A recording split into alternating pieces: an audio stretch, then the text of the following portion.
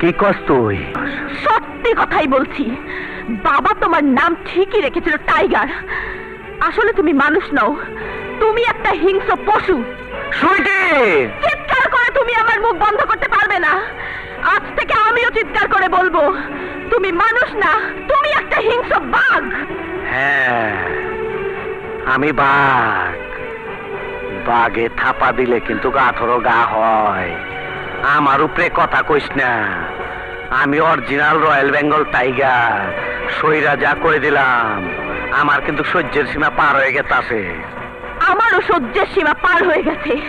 তোমরা আমাকে বলেছিলে ওই গোলামরা জানোয়ার হয়, আজ দেখলাম ওরাই মানুষ, ওই গরিবরাই মানুষ, আর তোমরা মানুষ নামের জানোয়ার।